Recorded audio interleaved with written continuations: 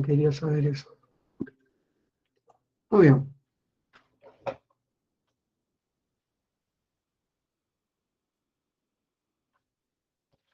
Ya está. Ya hice las capturas de pantalla pertinentes.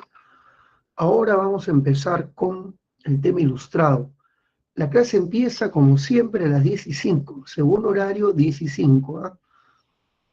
Así que vamos a dejar todo listo como preámbulo para esto. Siempre es importante los saludos. Hola Yadira, hola Clarita, hola Erika, Georgette, hola Celeste, ¿cómo están? Qué gusto de tenerlos por acá, otra vez.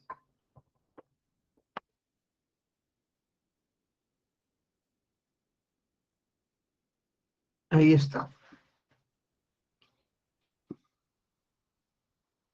Ahí está Daniela.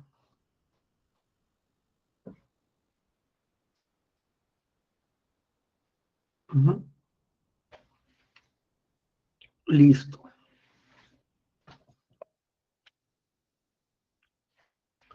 A ver, son 10:02 en punto. Estamos preparándonos para la clase. El día de hoy voy mencionando, vamos a hacer básicamente el tema más importante. El tema más importante. Vamos a hacer revoluciones burguesas, que es el tema que más viene. Hablaremos de la ilustración, que hoy por hoy creo que es el tema que más viene en exámenes de admisión en el curso de HU. Luego pasaremos al resto de revoluciones burguesas, como la independencia de Estados Unidos, Revolución Francesa, era napoleónica, Revolución Industrial Primera, y acabaremos finalmente con la Restauración Europea. Ese es nuestro temario del día de hoy. Uh-huh.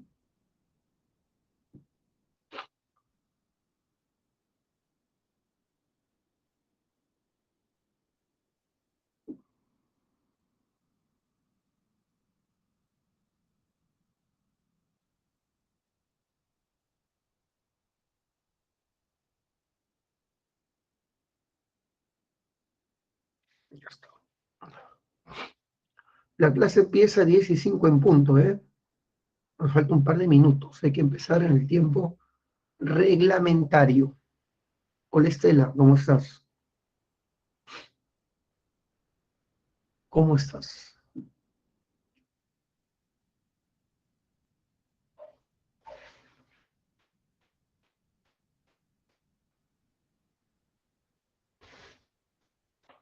Bueno, estamos a punto de iniciar.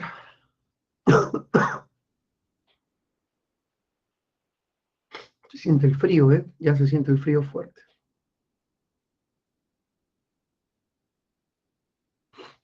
Noticias del día. Gareca se va. Sí, Gareca se va. Viene Becachese, que era como el asistente de Sampaoli.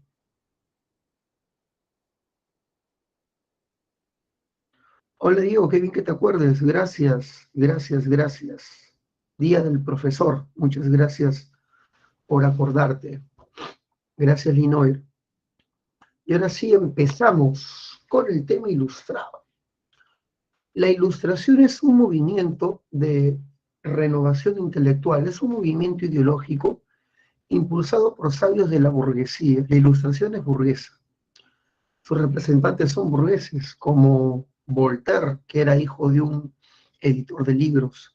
Rousseau era hijo de un relojero. Eran burgueses. La ilustración es el movimiento ideológico burgués nacido para criticar, cuestionar, gracias Ángela, el antiguo régimen. Lo que buscaba la ilustración era cuestionar el antiguo régimen. Ya mencionaré ahorita qué es el antiguo régimen, ¿ya? La ilustración nace para combatir el antiguo régimen y la ilustración nace en Inglaterra, en el primer tercio del siglo XVIII. Las ideas ilustradas hunden sus raíces en el liberalismo, y el liberalismo nació en Inglaterra, gracias Camila. El padre del liberalismo es el famoso John Locke. John Locke este famoso sabio empirista inglés, es el padre del liberalismo, y te voy adelantando que el liberalismo es la ideología que defiende al individuo, a la persona frente al Estado. Defiende los derechos individuales de la persona natural frente al Estado. ¿Ya? Muy bien. Gracias, Clarita. Debes saber que la Ilustración entonces nace a partir de las ideas liberales en Inglaterra, siendo John Locke el forjador de esta ideología, y luego la Ilustración alcanza su apogeo en Francia. En Francia la Ilustración tendrá sus representantes más destacados, como Voltaire, Montesquieu, Rousseau, Diderot, Holbach, D'Alembert, François Quesnay. Son franceses los grandes ilustrados, y la Ilustración es importante porque ahí donde llega esta ideología se dan grandes revoluciones contra el antiguo régimen, revoluciones burguesas. ¿Cuáles son las revoluciones burguesas más sonadas del mundo? Son tres. La independencia de los Estados Unidos es la primera de las grandes revoluciones burguesas. La Revolución Francesa es la revolución burguesa por antonomasia. Y la independencia de las colonias del Imperio Español, la llamada Revolución Hispanoamericana, entre ellas está la independencia del Perú, forma parte también de las grandes revoluciones burguesas, la independencia de Hispanoamérica. La Ilustración, como mencioné, cuestiona el antiguo régimen. ¿Y qué es el antiguo régimen? Es el orden político, económico y social desarrollado en Europa de Occidente durante la Edad Moderna. El antiguo régimen existió entre el siglo XVI y XVIII. Fue destruido con la Revolución Francesa. ¿Pero qué caracteriza el antiguo régimen? Bueno, veamos su característica política. Políticamente, el antiguo régimen se caracteriza por gobiernos de tipo absoluto. El absolutismo es la cara política del antiguo régimen, gobiernos centralistas, donde el poder del rey se presenta ilimitado, donde el rey dice gobernar por derecho divino o providencialismo. Así que un gobierno de antiguo régimen es un gobierno, pues, de tipo absoluto. El antiguo régimen, en su plano económico, se caracteriza por una economía con rezagos feudales, o sea, una economía ruralizada, donde la base del modelo económico es la agricultura y la ganadería, donde la mayoría de la gente vive en el campo, y un comercio mercantil. Así es una economía de antiguo régimen, es una economía ruralizada, con rezagos feudales, donde la nobleza sigue cobrando impuestos a una masa de campesinos llamados siervos, donde el comercio se encuentra fuertemente controlado por el Estado. Eso es el mercantilismo. El mercantilismo tiene por característica fundamental el intervencionismo estatal, donde se concentra metales como fuente de la riqueza, el bullonismo, donde hay monopolios comerciales. Tenemos un comercio monopólico mercantil y tenemos una economía feudalizada, ruralizada. Esa es la economía de antiguo régimen, ¿eh?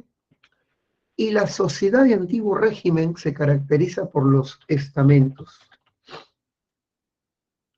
Una sociedad de estamentos es una sociedad de privilegios derivados del linaje. Es una sociedad de régimen jurídico particular para cada grupo. En la sociedad de antiguo régimen existen tres estamentos. El primero es la nobleza, el primer estamento, noble, duques, condes, marqueses. El segundo estamento es el clero, los miembros de la iglesia. Y luego viene el tercer estamento, el estado llano, el pueblo llano, formado por campesinos y burgueses.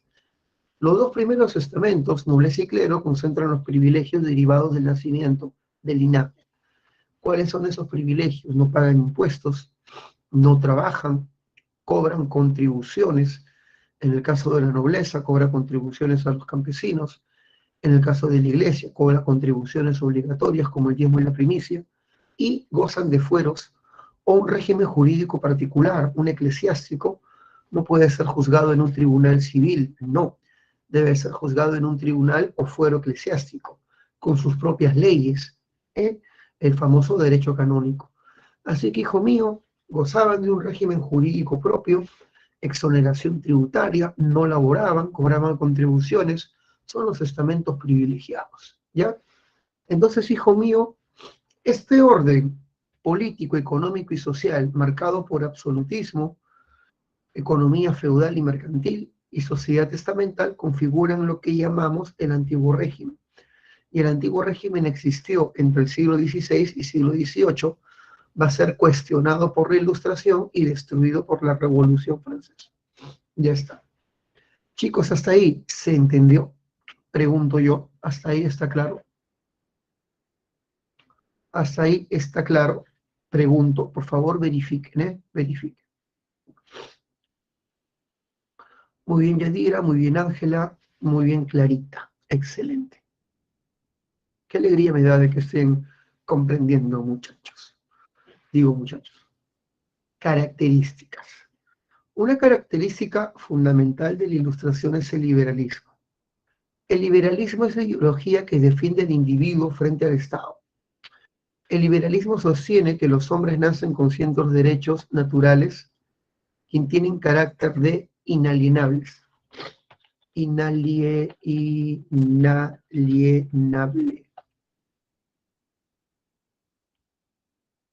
Que no puedo ni escribirlo. ¿Qué significa inalienable? Algo que es inherente, algo que es natural a todo individuo y a lo que no se puede renunciar, algo que es inherente e irrenunciable a tu naturaleza. Son derechos universales de carácter ecuménico. Ecuménico significa universal a todo ser humano. ¿Cuáles son esos derechos? Son 4.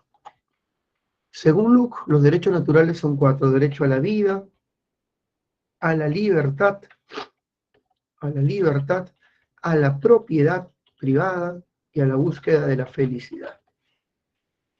Nadie puede atentar contra tu vida por más poderoso que sea el monarca. Hoy en día Fujimori, que fue un dictador a inicios de los 90, tiene sus defensores como todo el gobierno, está en prisión por violar derechos humanos. No puedes atentar contra la vida. Libertad. Nadie te puede meter a prisión de forma arbitraria. Hay una ley que te defiende de los arrestos arbitrarios, habeas corpus. Propiedad. El Estado no puede expropiarte tus bienes particulares. Y felicidad. El derecho a vivir en un régimen libre de tiranía.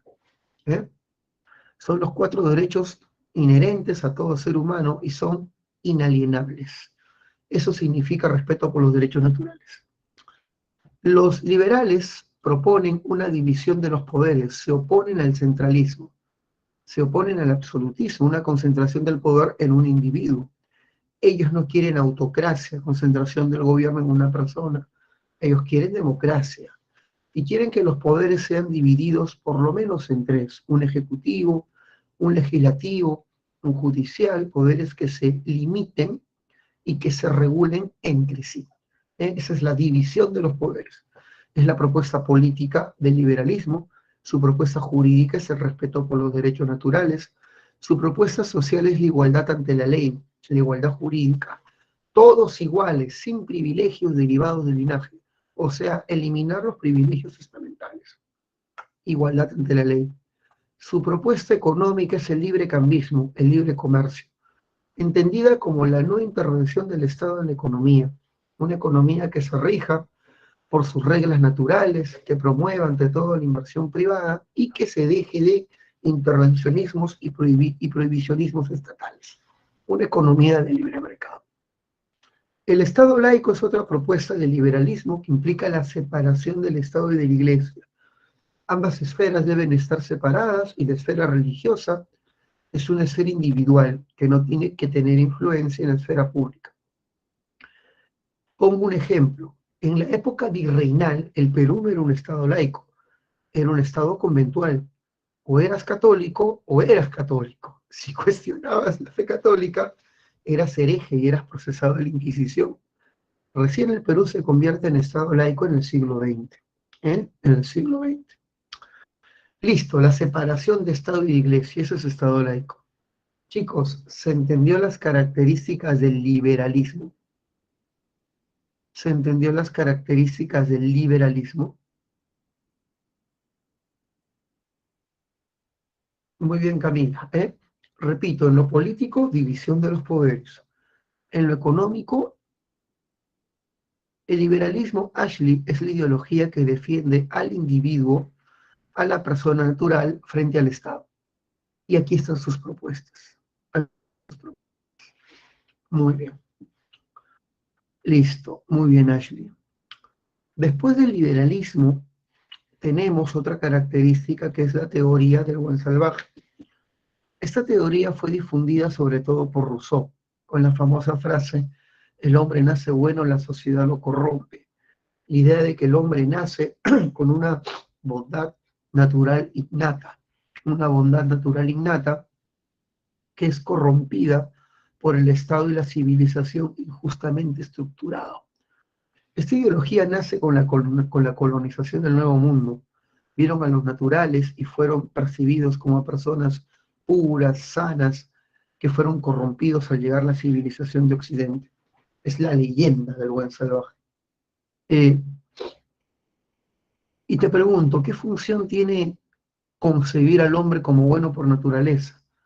Tiene su función filosófica jurídica. El absolutismo tenía como mayor defensor a Thomas Hobbes.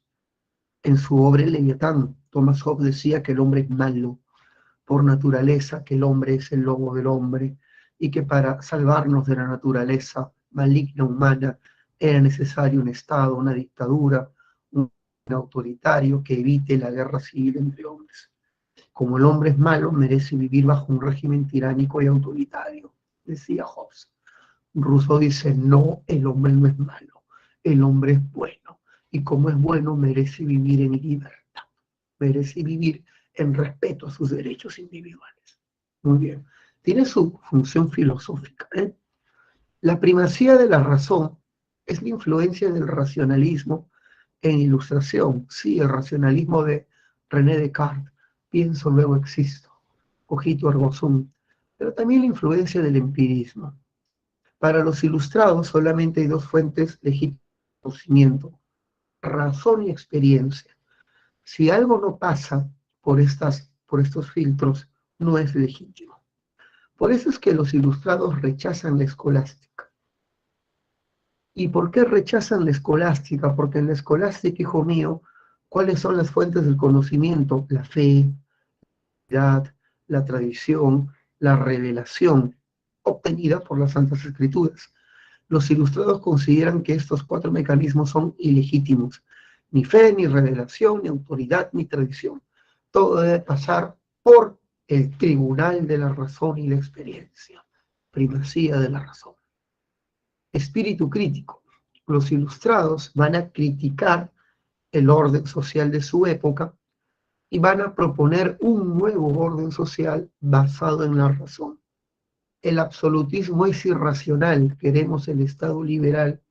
El mercantilismo es irracional, lo mejor es una economía de libre mercado. Espíritu crítico.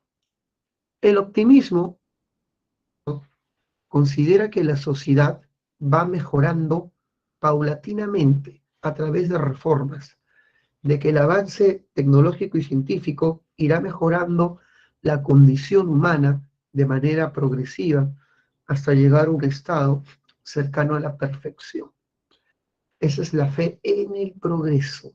La naturaleza humana irá cambiando gracias al avance de la ciencia y la tecnología y llegaremos a un estado cercano a la perfección. ¿eh? El utilitarismo es la concepción que considera que todo conocimiento verdadero tiene que ser útil. Si no tiene forma de ser aplicable, no es un conocimiento legítimo. La escolástica, bajo la concepción utilitarista, es un conocimiento ilegítimo porque la escolástica no es aplicable. Son especulaciones teóricas acerca de la naturaleza divina. ¿Y cómo compruebas eso? Es imposible de comprobar. Por lo tanto, es un conocimiento inútil que debe ser desterrado de las aulas. Tenemos que promover el conocimiento pragmático, estudiar botánica, mineralogía, estudiar artes geográficas para aprender a explotar recursos, pero desterremos de las aulas el conocimiento especulativo, teórico, irrelevante, promovamos las artes mecánicas, las artes prácticas. Ese es el utilitarismo. Ya está. Una vez que hemos comprendido todo esto, pasamos a los ilustrados en sí. Pero hijo, si tienes tus conceptos claros, si tienes tu base conceptual poderosa, no te van a agarrar en esta temática. Vas a siempre marcar, pero tienes que tener tu base conceptual poderosa, ¿eh? No debes ser un alumno que busque datos, bromas y chistes. Debes ser un alumno que vaya más allá de eso, ¿eh? Muy bien. Bueno, de vez en cuando hablar una estupidez es bueno, pero no puede ser la base de la clase, jamás. Eso se llama estafa, ¿eh? Sigamos. Pero hasta ahí, chicos, ¿está bien? Hasta ahí vamos bien, pregunto yo. Hasta ahí vamos bien, pregunto yo. Listo. Muy bien. Montesquieu es un famoso filósofo, el primero de los filósofos franceses, quien escribió una obra llamada El espíritu de las leyes. Montesquieu plantea la división de los poderes del Estado en tres, la famosa teoría de la tripartición. El ejecutivo representado por el príncipe, el legislativo representado por el parlamento y el judicial representado por las cortes. Montesquieu solía decir, sería una tragedia que estos tres poderes recaigan en una persona, garantía de tiranía. Escribe verdadero o falso. Montesquieu es un crítico del absolutismo, verdadero o falso.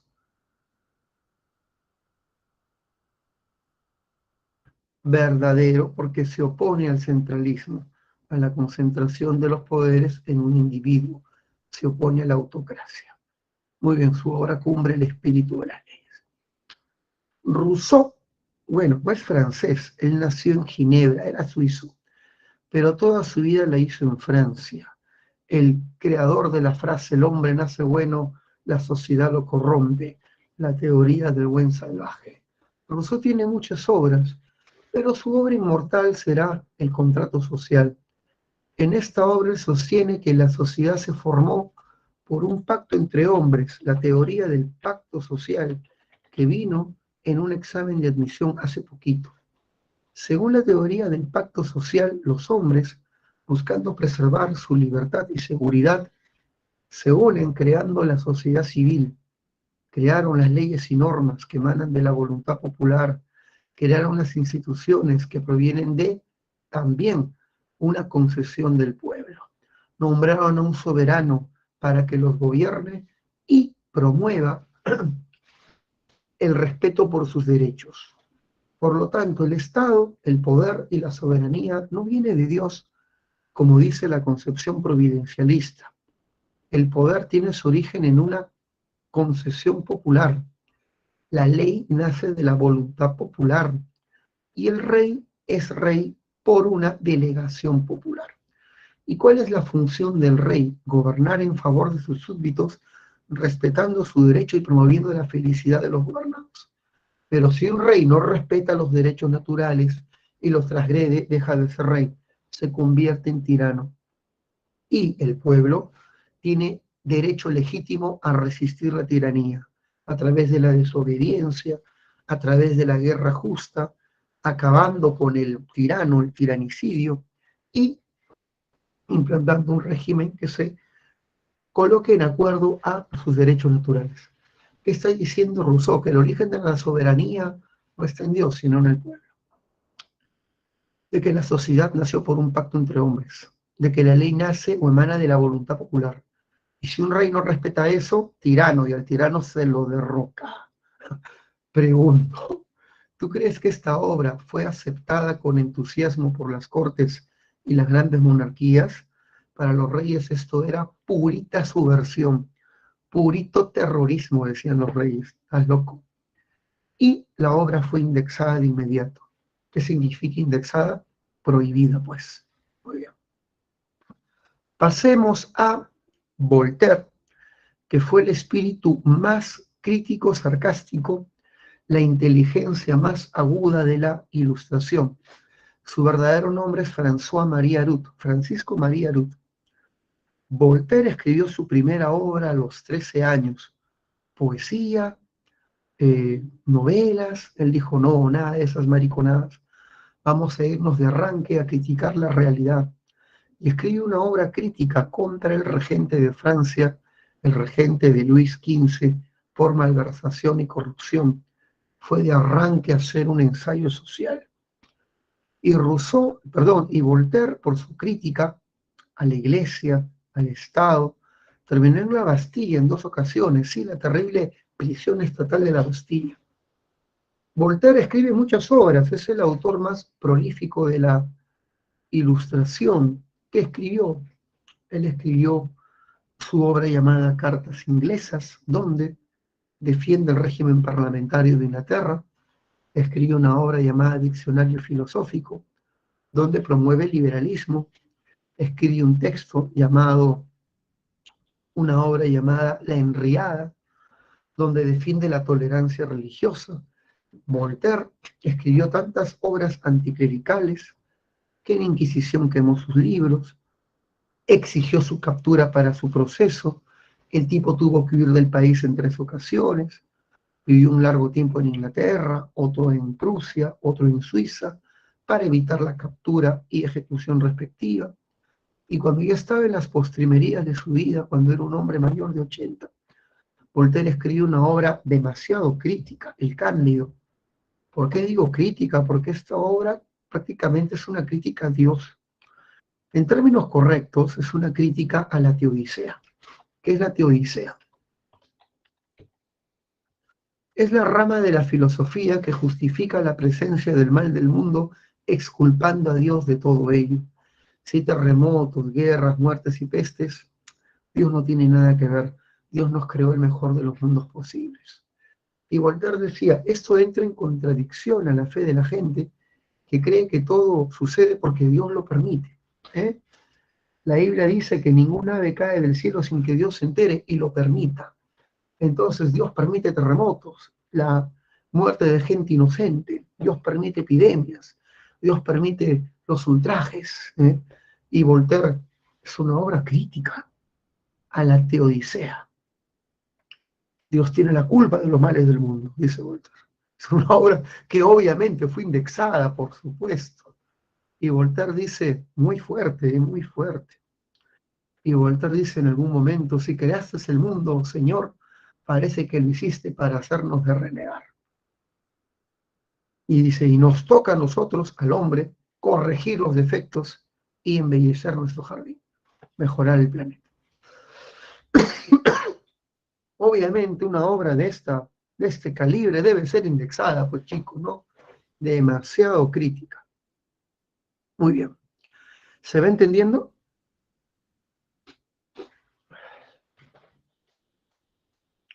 ¿Se va comprendiendo? ¿Vamos bien, chicos, o fue mucho nivel, ¿O fue mucho nivel? No lo sé. No lo sé. Muy bien. ¿Mantenemos el nivel de análisis, chicos, o lo bajamos, Contamos autor, obra, idea básica. No sé, ustedes dirán, como quieran. ¿Lo mantenemos? Muy bien, listo. Excelente. François Quesnay es el padre de una escuela económica llamada la fisiocracia. La fisiocracia es la escuela que sostiene de que la riqueza de un país viene de la agricultura. La agricultura es la creadora de riqueza. Comercio e industria no son creadoras de riqueza, solamente la distribuyen. Él sostiene de que una economía sana y saludable se maneja sin intervención estatal. Quesnay es el primero en proponer el libre comercio. A esta corriente se le llama fisiocracia, que significa gobierno de la naturaleza. Los seguidores de Quesnay, como Vicente Gournay, van a resumir las frases de su maestro con el lema dejad hacer, dejad pasar, que el mundo camina solo. Repito, dejad hacer, dejad pasar, es la frase que sintetiza el espíritu fisiócrata.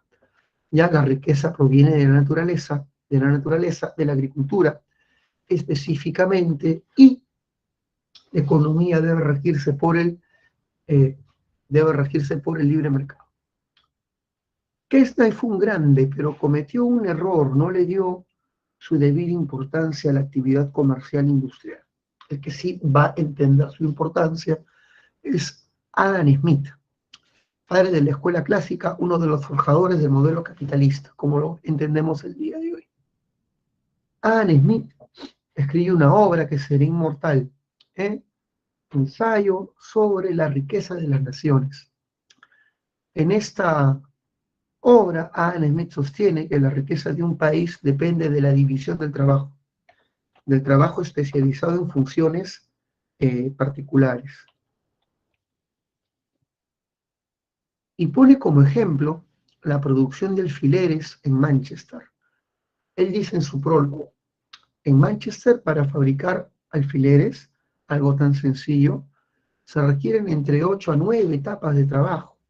Hay un grupo que solamente bate el metal, hay otro grupo que lo estira, hay otro grupo que lo corta, hay otro grupo que pula el metal, hay otro grupo que lo esmalta, hay otro grupo que hace la puntita, otro coloca las cabezas, otro lo empaca. Impresionante. Y él dice, y así los alfileres se producen en cantidades impresionantes en Manchester. Conseguí el mejor herrero, el más hábil de toda la ciudad, y quise ver cuántos alfileres producía haciendo él todo el proceso. No hizo más de 30. Por lo tanto, decía que la producción y la riqueza no está en el trabajo bruto, sino en el trabajo especializado, la división del trabajo en funciones especializadas. Muy bien. También Smith decía de que un país es rico no por el nivel de riqueza acumulado por su Estado, sino por el nivel de riqueza que tiene la población civil, que tiene la gente.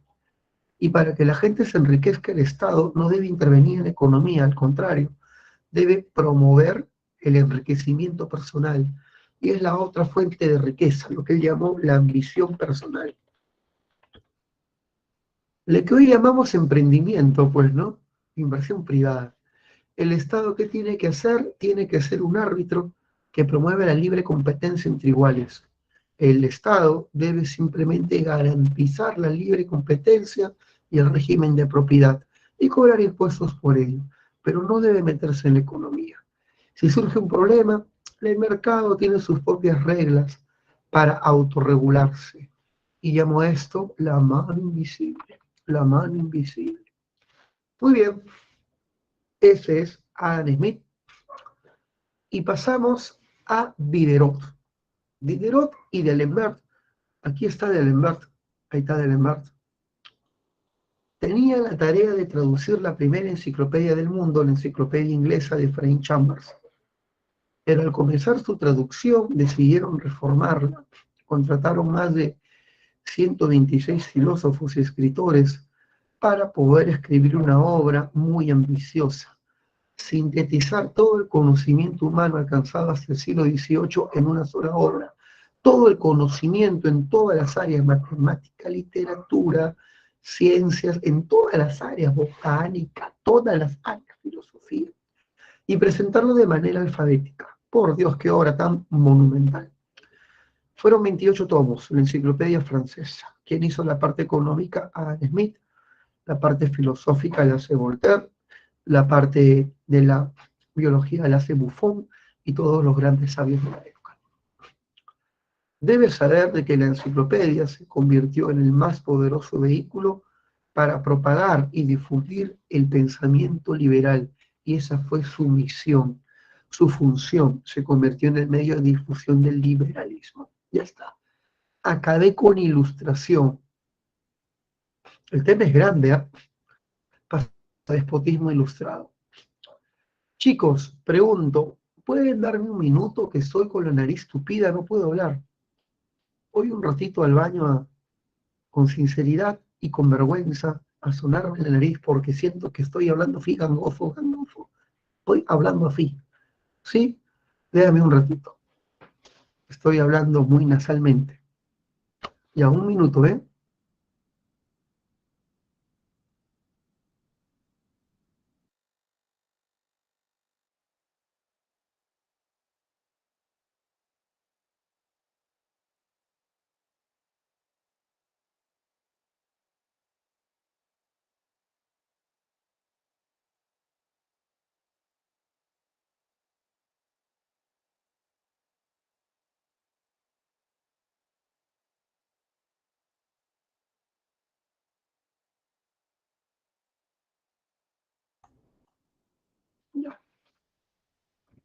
Ahora, chicos, gracias, gracias.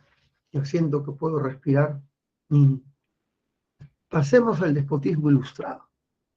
El despotismo ilustrado es un sistema de gobierno que surge en la segunda mitad del siglo XVIII. Pretende conciliar algunos postulados del absolutismo con algunas propuestas de la Ilustración. La Ilustración llegó a las Cortes y muchos ministros de los monarcas absolutos decidieron implantar reformas inspiradas en la Ilustración para mejorar sus respectivos gobiernos y estados. Fue así como se dio una fusión entre el absolutismo y algunas propuestas ilustradas. Así nace el despotismo ilustrado.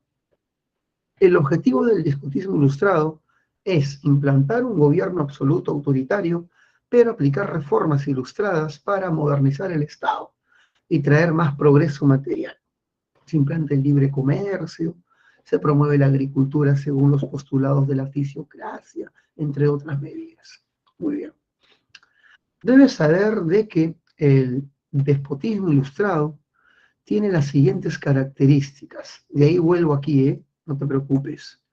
Primera característica, se implantan gobiernos centralistas, gobiernos autoritarios. Estos monarcas no tenían límites a su poder, son gobernantes de tipo absoluto, que concentran las decisiones en su única persona, pero promueven reformas progresistas impulsadas por la Ilustración. Son monarcas absolutos pero reformistas. Promueven una serie de reformas inspiradas en Ilustración para modernizar y traer progreso a sus estados. ¿Cuáles son esas reformas? En el plano político se reorganiza la burocracia buscando un gobierno más eficiente, un gobierno más, ¿cómo decirlo? Un gobierno más dinámico. Un ejemplo de ello, el famoso Carlos III destituyó a los terribles corregidores de sus colonias y los reemplazó por intendentes, por una burocracia más moderna. Sus ministros todos eran hombres ilustrados, egresados de centros universitarios, quienes a su vez impulsaron reformas económicas impulsadas en Ilustración, una reorganización de la burocracia, creando un gobierno más eficiente y avanzado. Económicamente, la aplicación del libre comercio. Por ejemplo, este monarca, Carlos III, acabó con el monopolio que existía en el Callao y en México e implementó la economía de libre mercado para combatir el contrabando, la evasión tributaria. Así que el libre comercio fue establecido como una medida para combatir el contrabando en su país. Y esto fue aplaudido por los comerciantes, claro está. Socialmente, la abolición de la servidumbre, esto lo hizo, por ejemplo, esta mujer que está acá, María Teresa, y también se practicó en Rusia. La población campesina, los siervos, estaban subordinados a una nobleza que les cobraba constantemente contribuciones. Lo que hizo o lo que hicieron estos reyes fue poner fin a la servidumbre, permitiendo que estos campesinos se convierten en hombres libres y que paguen impuestos sobre todo al Estado y ya no los señores. Hombres libres, mano de obra disponible para empresas estatales y ya no para servir únicamente intereses locales y feudales. Liberación de los campesinos, de los señores, para obtener más recursos para el Estado. Abolición de la servidumbre. Culturalmente reformaron el sistema judicial. Por ejemplo, Federico II, impulsado en ideas ilustradas, eliminó la tortura de todo proceso judicial. Y se elimina la Inquisición. La Inquisición fue abolida en muchos de estos países por considerarse una institución oscurantista. El sistema educativo se reformó bajo los preceptos ilustrados, enseñar modernas teorías, sobre todo racionalistas y empíricas, y promover las artes útiles en favor del reino. Una educación pragmática ilustrada. Estas son las reformas sociales y la gente aplaudía. Muy bien, monarcas, por fin están preocupándose por la felicidad del pueblo. Pero eso sí, estos hombres son autócratas. No permiten que la plebe participe de política. No permiten que la plebe que el pueblo presente sus demandas, y si el pueblo se rebela, ellos no les tiembla la mano para reprimirlos brutalmente. Así que reprimen con brutalidad cualquier tipo de demanda o insurrección popular. De ahí la famosa frase que dijo este gobernante déspota ilustrado. Te lo presento. José II de Austria, de la dinastía Habsburgo. Él dijo un lema que se convierte en la máxima del despotismo ilustrado. Todo para el pueblo, o sea, reformas a favor del tercer Estado, todo para el pueblo, pero sin el pueblo, sin participación popular, sin democracia. Aquí el gobierno me pertenece a mí. Yo implanto las reformas. Y si la plebe se subleva, la aplasto. Todo para el pueblo, pero sin el pueblo. O sea, sin participación popular, sin democracia. ¿Se entendió, chicos? Por favor, verifiquen. ¿Se entendió? Por favor, verifiquen.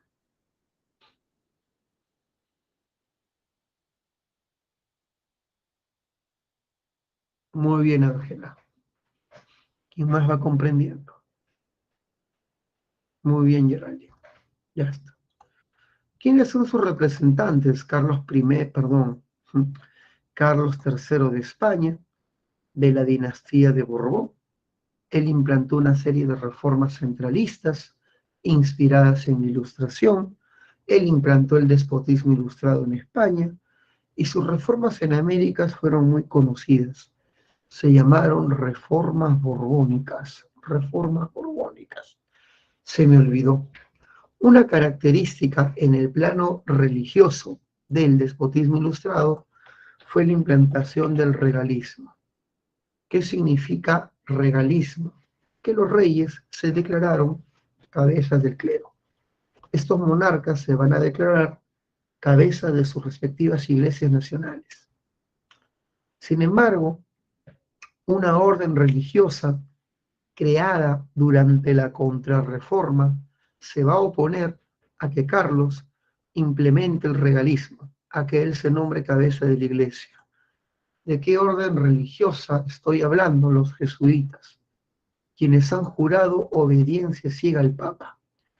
Y los jesuitas van a combatir las políticas regalistas y centralistas de Carlos, claro, impulsando una insurrección popular contra él. La insurrección jesuita se llamó el Motín de Esquilache.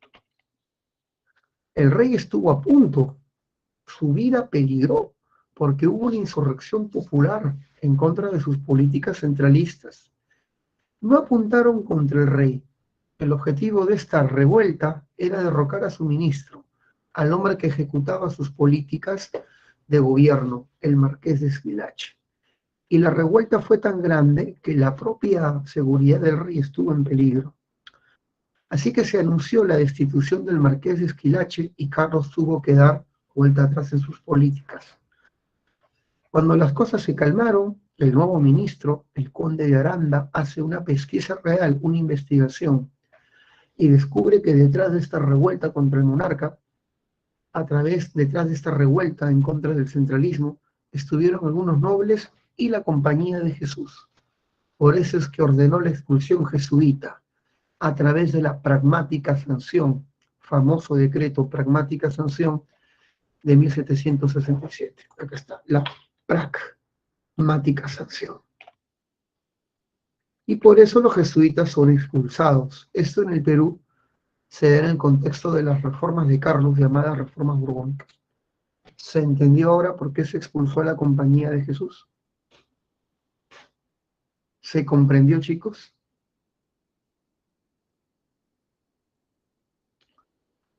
Pregunto, ¿se entendió por qué se expulsó a la Compañía de Jesús?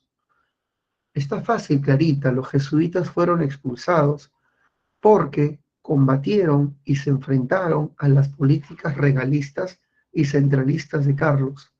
Incluso iniciaron una insurrección popular contra él, el motín de Esquilache. Cuando Carlos investiga y descubre la participación jesuita, los expulsa con la pragmática sanción. Está mejor, hijita. Excelente. Muy bien. Listo. Ahora pasemos a María Teresa. Esta mujer fue la única que ostentó el título de emperatriz del Sacro Imperio Romano Germánico, fue emperatriz de Austria, gran mujer representante de la dinastía Habsburgo, y antes de que ella llegue, Austria estaba fragmentada en pequeños señoríos locales, en manos de diversos gobernantes, en manos de diversos nobles. Esta mujer llegó, sometió a los nobles y estableció por primera vez en su historia un régimen centralista para el país. Esta mujer implantó un régimen centralista que es la base para la modernización de todo Estado. María Teresa es famosa porque controló al clero, confiscó los bienes de la iglesia, estableció un régimen laico, y esta mujer tuvo hasta 16 hijos, ¿eh? ¡Qué bestia! El hombre que continuó sus políticas fue su hijo, acá está, José II. Él sí se nombró cabeza de la iglesia, el josefismo. El regalismo austriaco, el josefismo, se nombró cabeza del clero. ¿Eh? Así que las personas que implementaron el despotismo ilustrado en Austria fueron María Teresa y su hijo José primero, José II. Implantaron un régimen centralista y José II se nombró cabeza del clero. Ya está. Son los famosos Habsburgo. Catalina II la Grande fue la mujer que en buena parte modernizó el país. Esta mujer era esposa del zar Pedro III, pero ese zar era un cosito. Ese zar era un hombre de poco talante e interés político, y la mujer tenía múltiples amantes entre hombres del ejército. ¿Para qué? Para hacerle golpe de estado al monce de su marido. Le hace golpe de estado y asume el gobierno, y comenzó a hacer las reformas que su esposo no se atrevió a hacer. Confiscó los bienes de la iglesia, comenzó la expansión de su país hacia el Mar Negro y hacia el Océano Pacífico. Envió un navegante llamado Vito Bering a explorar esta zona norte del Pacífico. Descubriendo el famoso estrecho de Bering, Vito Bering, explora este territorio. Y famosa es Catalina II porque declaró Alaska como parte de su territorio. Sí, Alaska hoy pertenece a Estados Unidos, pero antes perteneció a Rusia. Modernizó las industrias, reformó el comercio, impulsó la agricultura. Fue la gran monarca ilustrada de su época, la gran Catalina II. Tuvo correspondencia con grandes filósofos como Voltaire y Diderot. Voltaire la admiraba y le decía en sus cartas: dichoso del hombre que escriba vuestra biografía. ¿Eh?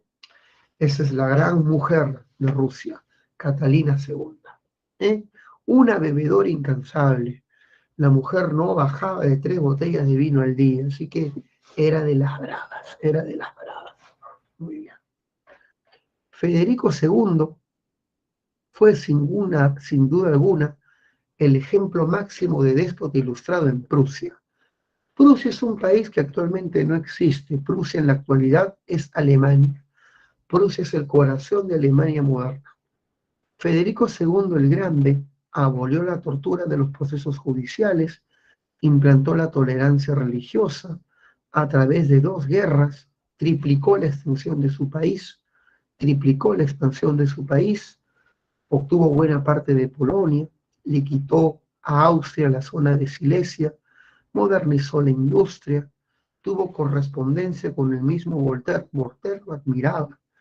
Decía: qué pena de que nuestro país no tenga un gobernante de su talla, de su talante. Federico II se sintió tan alabado, se sintió tan, ¿cómo se dice cuando te sientes que alguien es muy amable contigo? Se siente tan, se me fue la palabra, chicos. Cuando un chico te lanza un piropo bonito, tú te sientes, bueno, se sintió tan halagado de que invitó a Voltaire a pasar vacaciones en su corte. Y hay una famosa pintura donde sale Federico II tomando desayuno con Voltaire. ¿Eh? Fue un invitado de honor en su corte, en Potsdam, Prusia. Muy bien.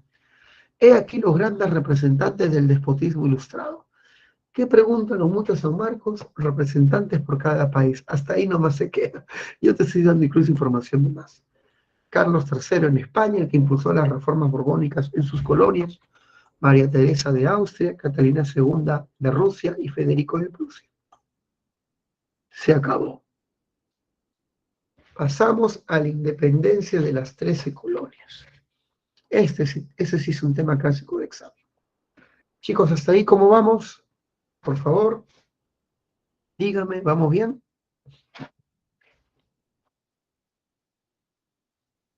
¿Vamos bien?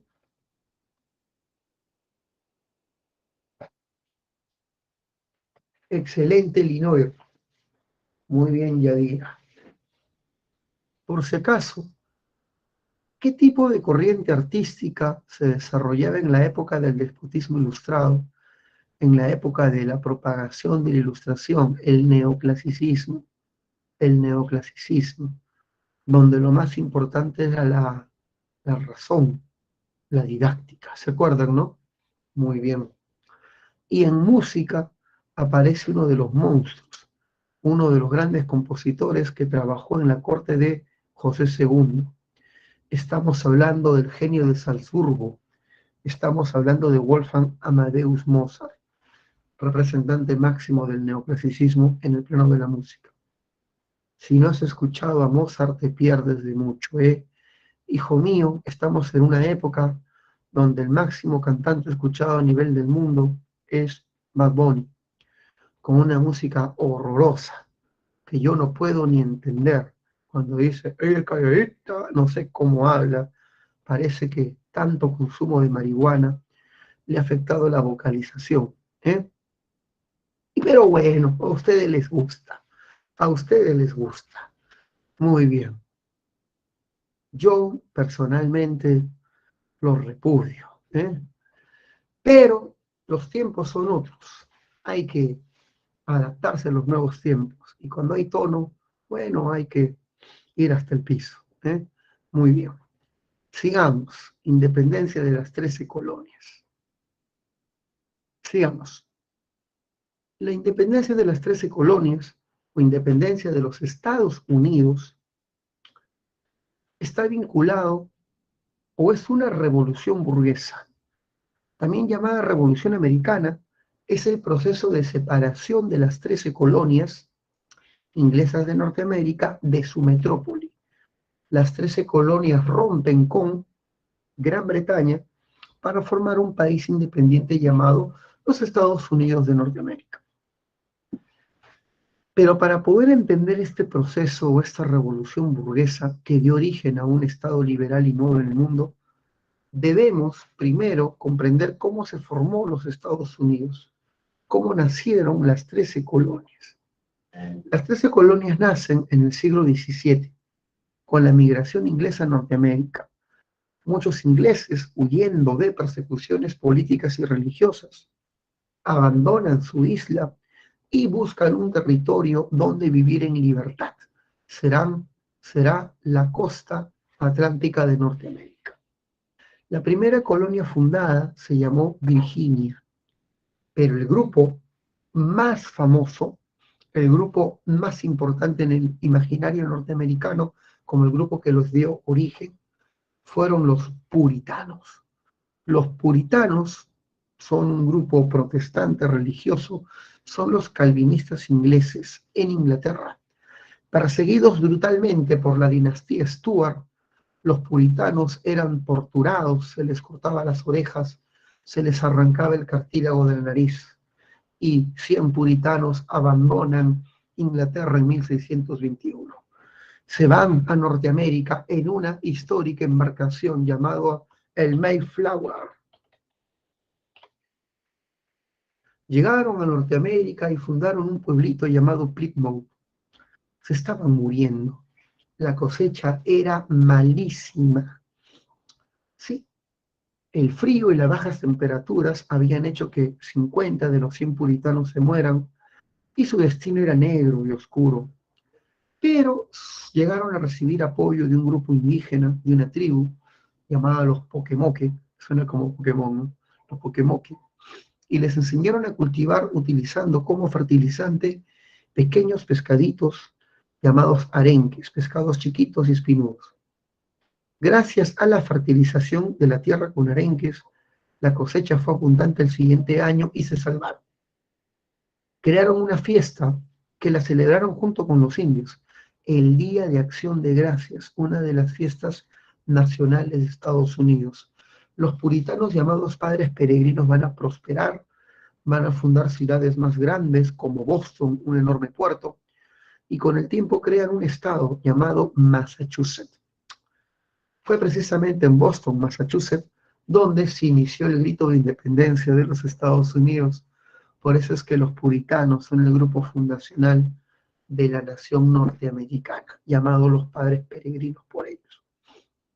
Llegan otros grupos, como los cuaqueros, otro grupo religioso, también conocido como la Sociedad de Amigos, los cuaqueros. Estos hombres tenían por líder a William Penn y fundaron Pensilvania. Pensilvania. En el siglo XX, por si acaso, los más famosos cuaqueros son Benjamin Franklin, fue cuaquero, y en el siglo XX, los cuaqueros, un empresario cuaquero, creó una empresa de avena y la llamó la avena de los cuaqueros, la avena cuáquer.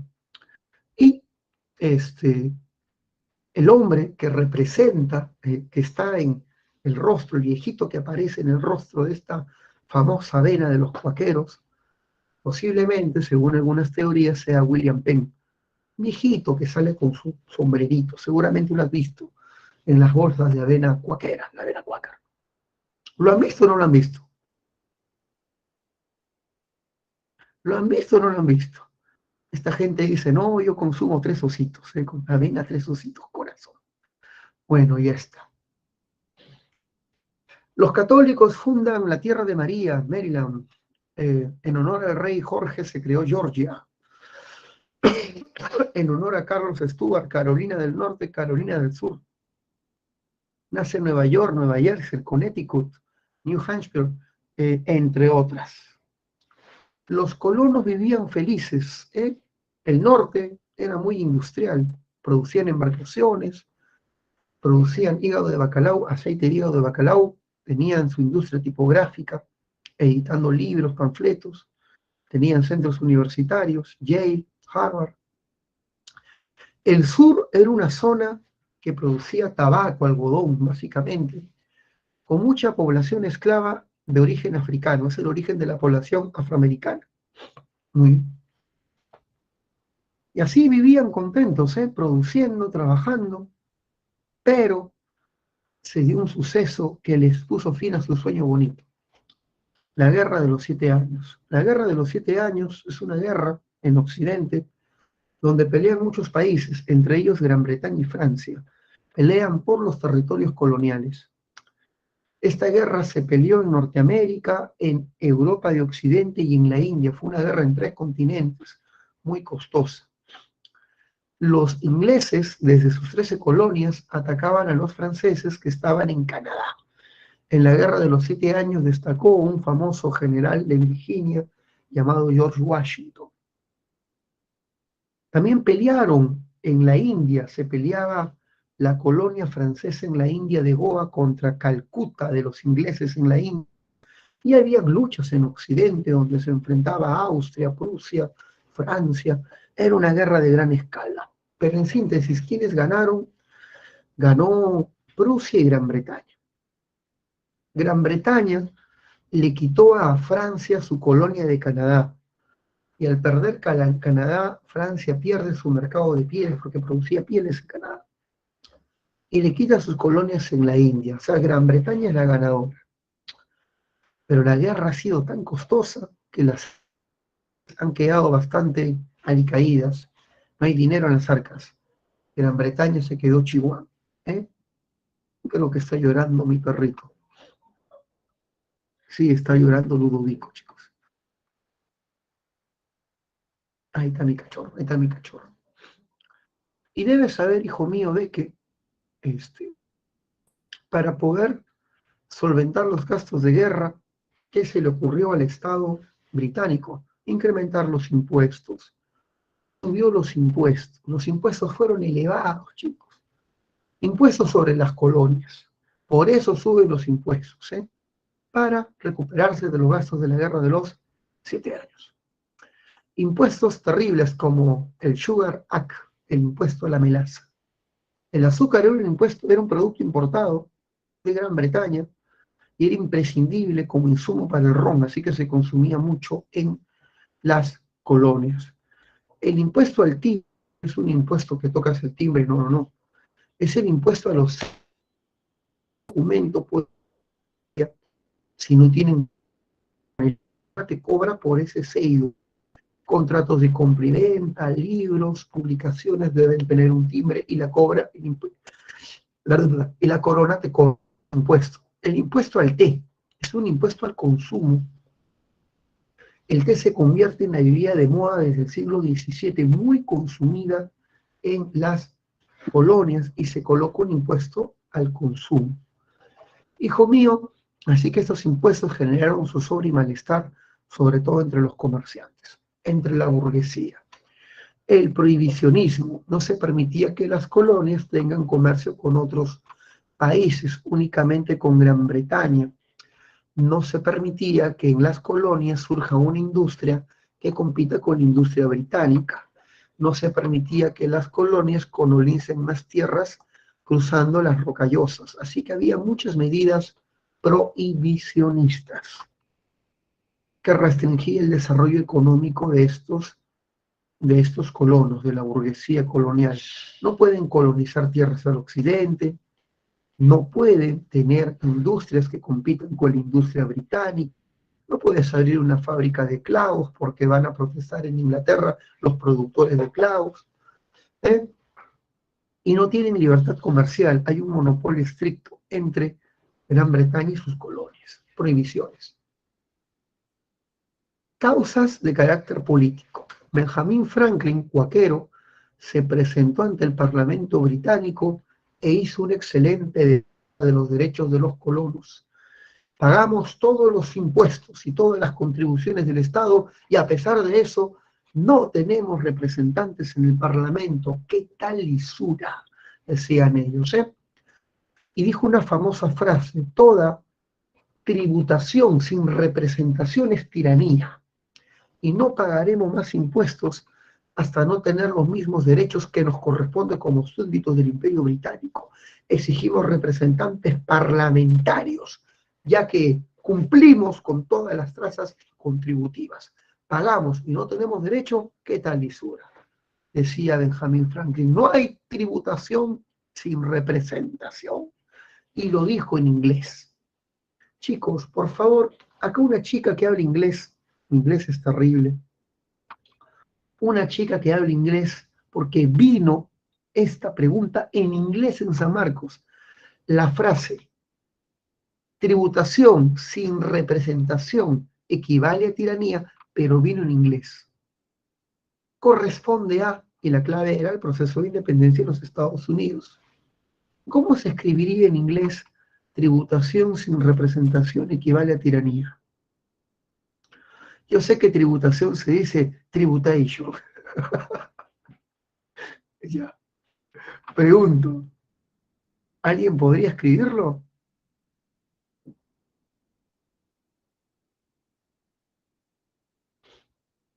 Parece que todavía no tenemos chicos bilingües.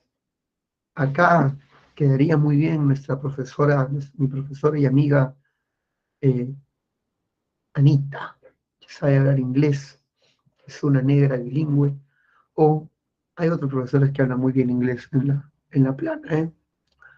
Muy bien, sigamos. Una vez que hemos entendido esto, pasamos a las causas ideológicas. ¿Qué ideas son las que promueven la insurrección? Las ideas liberales. Los colonos están leyendo a John Locke, a Voltaire, a Rousseau en las universidades de Harvard y de Yale. Se está propagando el liberalismo y con el liberalismo la idea de insurrección. Y causas sociales, los abusos sobre la población. En el año de 1770, un grupo de colonos protesta ante la Casa de Aduanas por las altas contribuciones, lanzando piedra y bolas de nieve. El gobernador llama a los chaquetas rojas, que es el ejército británico, y se da una trifulca entre un jovencito y un soldado. Le mete un rocón en la cabeza y el soldado responde rompiéndole la mandíbula con un culatazo. El primo de este se lanza sobre el soldado y se abre fuego. 8 personas muertas. Este suceso se llamó la masacre sangrienta, la masacre de Boston. El suceso fue grabado y fue llevado a un dibujo, como se puede aquí ver aquí. Esta es una litografía, un grabado que se hace con planchas de plata. Era como la fotocopiadora del siglo XVII. Gracias a esta litografía y este grabado se hicieron múltiples copias de esto y se propagó por el resto de colonias, o un artículo que denunciaba la terrible masacre que habían sufrido los bostonianos a manos de los chaquetas rojas. Ahí donde llegaba esta imagen y este artículo, se despertaba odio y un sentimiento antibritánico profundo entre las colonias. No te olvides. Muy bien, los abusos sobre la gente. Pasamos a el motín del té. Chicos, llegamos a la mitad de la clase. ¿Vamos bien? ¿Vamos bien? Chicos, ¿cómo vamos? ¿Cómo vamos?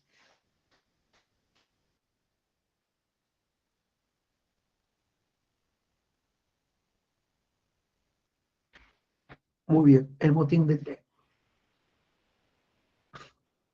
Bueno, debes saber de que el motín del té marca el origen de la independencia de los Estados Unidos. El motín del té fue creado por el estanco del té. El estanco del té es distinta que el impuesto del té, por si acaso. ¿Qué es un estanco? En economía se define estanco como un monopolio estatal. El Estado se adjudica la venta exclusiva de un producto, en este caso del té. El Estado dice, solamente una empresa del Estado, la Compañía de Indias Orientales, se encargará de vender té. Las demás casas comerciales quedan prohibidas de traficar con este producto. En las colonias había más de 50 casas comerciales y el hombre más rico de Boston, John Hancock, había hecho su fortuna en base al té. Y de la noche a la mañana la corona le dice que este negocio ahora es monopolio estatal. Vende otra cosa, pero no puedes traficar té. Esto es exclusivo del Estado. ¿Qué dijeron los colonos? Ñanga, ¿ya? Los comerciantes dijeron ñanga, ¿ya? Se van a sublevar disfrazándose de indios, asaltan las embarcaciones de té que pertenecen a esta compañía inglesa y lanzan las cajas 50 más o menos al mar. Esa, esa sola, con ese solo acto, llamado la fiesta del té de Boston, la corona perdió casi 5 millones de libras esterlinas, el presupuesto de un año. De un año. La corona está furiosa. Y la corona dice, ¿qué tal lisura? Hay que castigar a estos colonos de Boston. Y la castiga con las actas intolerables. Las actas intolerables fueron más o menos lo que hoy equivale a un estado de emergencia. Boston fue acuartelada, sus negocios cerrados, clausurados, su puerto bloqueado, y los chaquetas rojas toman el control de la ciudad y capturan a todo sospechoso de haber participado de este suceso. El grupo patriota que organizó el motín del té se llamó Los Hijos de la Libertad, dirigida por John Adams. Se perseguían a todos los miembros de esta organización, cometiendo abusos sobre la gente, golpeando gente en las calles, ingresaban a tu casa, requisaban tus bienes, se llevaban tus despensas. Si tu padre decía, soldados, ¿por qué entran a mi casa sin mi consentimiento? Lo agarraban a patadas en el suelo.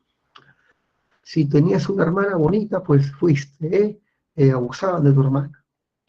Se llevaban todos los bienes de tu cuarto. Alucina que estás tranquilo, entran los chaquetas rojas a tu cuarto, se llevan todo lo que tienes en la despensa, se llevan tu Play 5, se llevan tu juego de Elden Ring, que es un juegazo, y te dejan el cuarto vacío.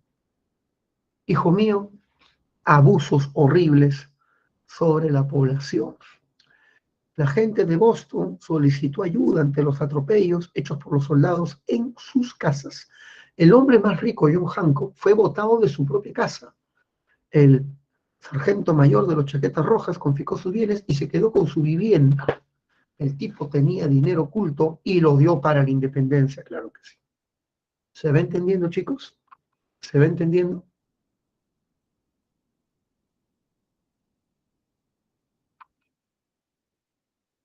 Muy bien. Las colonias se presentaron, todas, excepto Georgia, que era la más fiel. Pero con el tiempo Georgia también se convenció y se unió a una asamblea intercolonial que llevó por nombre el Congreso Continental, o también llamado Congreso de Filadelfia. En este Congreso se emite un documento donde las colonias oficialmente presentan una lista de agravios cometidos por las autoridades al rey Jorge III. El documento se llamó Declaración de los Derechos y Agravios, y en este documento las colonias le dicen al rey: señor monarca, usted va a liberar Boston. Mientras no lo libere, se suspende el comercio entre la metrópoli y las colonias. Y le advertimos que a partir de ahora un ataque a una colonia será un ataque a todas en su conjunto. En el primer Congreso de Filadelfia ha nacido la unidad. Ha nacido la unidad. Muy bien. El rey de Gran Bretaña, George, no se dejó, Jorge III, no se dejó impresionar y dijo: colonos miserables.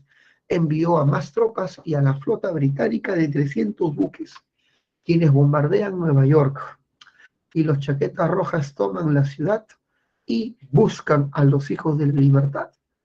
Se enteran de que este grupo está entrenando tropas milicianos en un pueblito llamado Lexington, y hasta allí fueron. Y ahí se dio la primera batalla por la guerra de independencia de los Estados Unidos, la batalla de Lexington. Lexington. Batalla de Lexington, ¿eh? Un alumno me acuerdo que me dijo batalla de Lazy Town, profesor. No te pases, pues Lazy Town fue una serie antigua donde salía Sportacus, no sé si se acuerdan, ¿eh?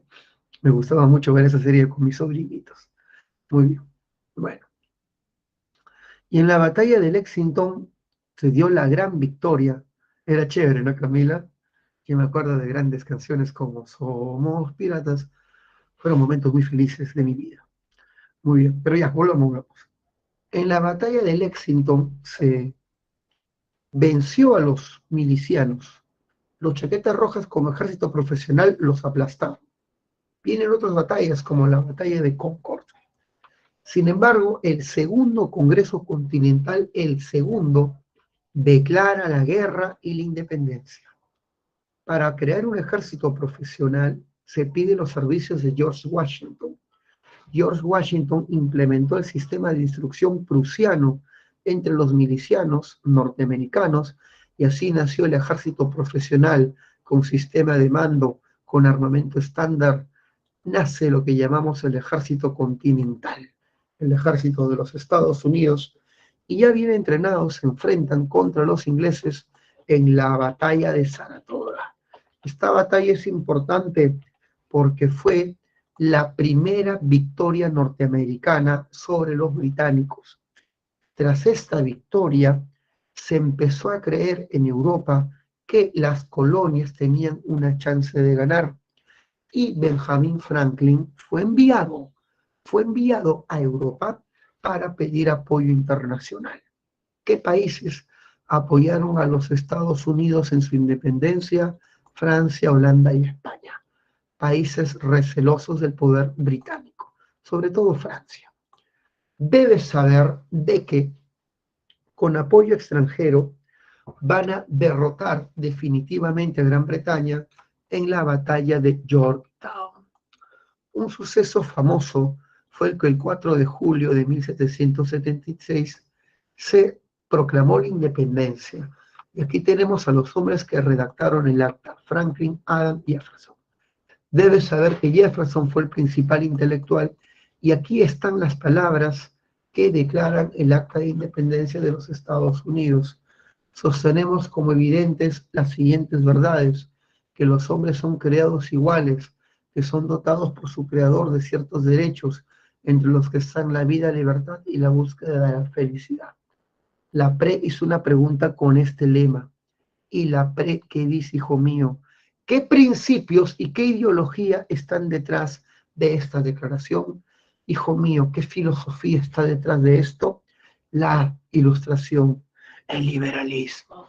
Esas son puras ideas de John Locke y de Rousseau. Muy bien. Gran Bretaña vencida firma la paz de Versalles. Ha nacido el nuevo país llamado los Estados Unidos. Y Estados Unidos configura su gobierno en base a ideas liberales. Divide sus poderes en tres, como lo propuso Montesquieu, establece la soberanía en el pueblo, como lo propuso Rousseau, eh, van a crear un Estado laico, como lo que se propuso en la Ilustración, y se creó el primer Estado liberal y democrático de la historia, basado en principios de libertad y de igualdad. Debes saber que con esto se demostró la viabilidad de las ideas ilustradas. Las ideas ilustradas sí podían ser aplicadas en la realidad. Esta independencia demostró la viabilidad de la ilustración como un modelo de organización política social. Fue la primera descolonización, fue la primera colonia que a través de una guerra revolucionaria logró liberarse de su metrópoli y fue un ejemplo para la independencia de Hispanoamérica y también para la Revolución Francesa. ¿Por qué? Porque este Estado, Norteamérica, fue el primero en crear la primera constitución del mundo, la de 1787, y la única de su historia. Sí, Estados Unidos, aunque parezca increíble, solo ha tenido una constitución en su historia, una, lo que demuestra la fortaleza de sus instituciones democráticas. El Perú, en sus inicios como república, cambiaba de constitución como que cambiaba de medias, lo que hablaba de la inestabilidad de nuestras instituciones. Norteamérica se mantiene firme como la más grande democracia del planeta, el bastión de la democracia en el mundo. Debes saber, por otro lado, que Norteamérica se configura en un estado federal. Tiene un gobierno central, pero cada estado tiene cierta autonomía, pero no reconoció derechos sobre la población africana ni sobre la población indígena. Estos derechos estaban reservados únicamente para la población colonial de ascendencia europea. Muy bien. Hijo mío, se acabó. Y pasaríamos a la revolución burguesa por excelencia, la más extraordinaria revolución política del mundo. Según un filósofo llamado Edmund Burke, fue el suceso más extraordinario de toda la historia, la Revolución Francesa. Hablaremos de esta revolución burguesa tan importante que marca el origen de la edad contemporánea. La edad contemporánea comienza con esta revolución que destruyó el antiguo régimen, destruyó el absolutismo y tuvo impacto global en el planeta. Muy bien, chicos, hasta ahí se va entendiendo todo, ¿no?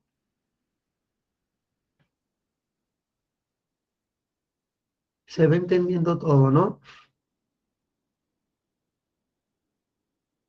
Estela, es que si vas a escoger entre dos revoluciones, la francesa tuvo mayor impacto en Occidente. Y si algo pasa en Occidente, tiene más impacto en el mundo. Ujú. Sí, básicamente por eso. Básicamente por eso impactó en toda la región de Europa de Occidente. Y si tú cambias el chip de estos estados dominantes, vas a cambiar el chip del mundo porque el resto del mundo eran sus colonias. ¿Se entendió, Estelita? ¿Se entendió, Estelita? Había una canción que tenía tu nombre antiguo que escuchaba mi abuelito. Era Estelita, creo que sí. Decía, Estelita, qué lindo que estás. No sé si la he escuchado. Claro, quisiera con ustedes conversar. Estelita. Muy bien, sigamos. Oh, me acuerdo de mi abuelito, que me enseñó a escuchar a Frank Sinatra, la nueva ola. Lo extraño mucho. Muy bien. Revolución Francesa. A ver, hasta ahí todo bien, ¿no?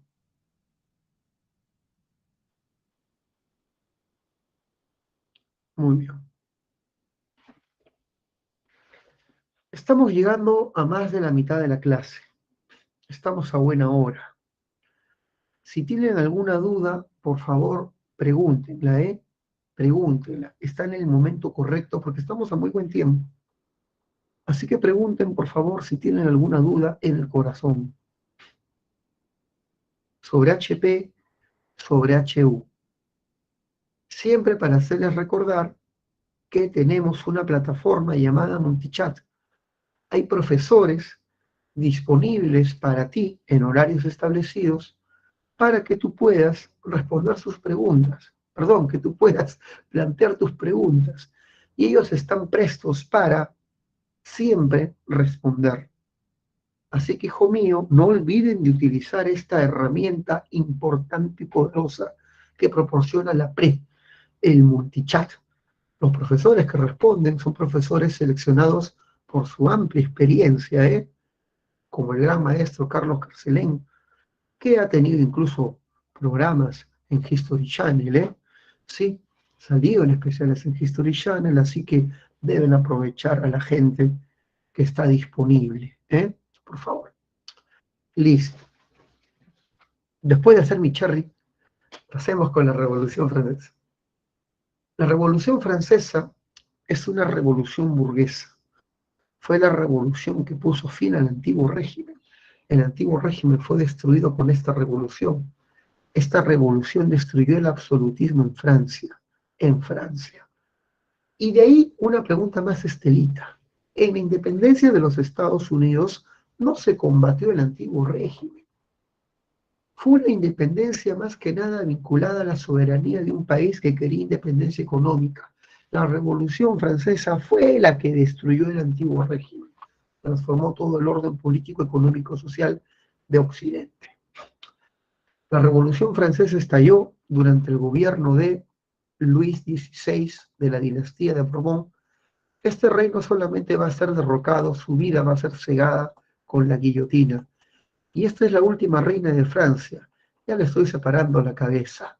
Va a morir en este proceso revolucionario María Antonieta de Habsburgo, María Antonieta de Austria, conocida por sus contemporáneos por ser una mujer frívola, materialista, que no le interesaba el sufrimiento popular, que se gastaba millones en fiestas, bailes, vestidos, peinados, joyería. Por su culpa siempre faltaba plata y el presupuesto salía con cifras rojas, salía en déficit. Por eso es que el ministro de Economía, Necker, le puso un sobrenombre, Madame Señora Déficit, Madame Déficit, algo así como Señora Hiperinflación. Muy bien. La Revolución Francesa comienza en 1789 y acaba en 1799 con el golpe de Napoleón. Sin embargo, la PRE y algunas interpretaciones a las que la PRE se alinea consideran que el golpe de Napoleón no puso fin a la revolución. Consideran que Napoleón forma parte de la Revolución Francesa y que la era napoleónica lo que hizo realmente fue propagar a través de campañas los ideales revolucionarios franceses. Así que Napoleón no marcaría el fin, sino que representa la etapa expansiva de la revolución. Por eso es que para la PRE, la Revolución Francesa se extiende hasta el fin de la era napoleónica, o sea, hasta 1815. Por si acaso, son dos interpretaciones. La primera interpretación dice que la revolución acaba en 1799 con el golpe de Napoleón, y la otra interpretación dice que se prolonga hasta 1815, incluyendo la era napoleónica, y que esta era representa su etapa expansiva. Expansiva. Muy bien. La Revolución Francesa trajo enormes cambios, pero antes de verlo, veamos cuáles son las causas económicas para esta revolución. Hijo mío, solamente hay revolución cuando hay crisis financiera, cuando el Estado está colapsado. Y la causa económica para esta revolución era la crisis financiera francesa, producto de su derrota en conflictos bélicos claves. Francia perdió la guerra de los 7 años y al perder esta guerra, pregunto, ¿qué perdió Francia? Su colonia. Perdió Canadá, su mercado de pieles. Francia tenía demasiados gastos para mantener a una nobleza parásita que vivía con pensiones de,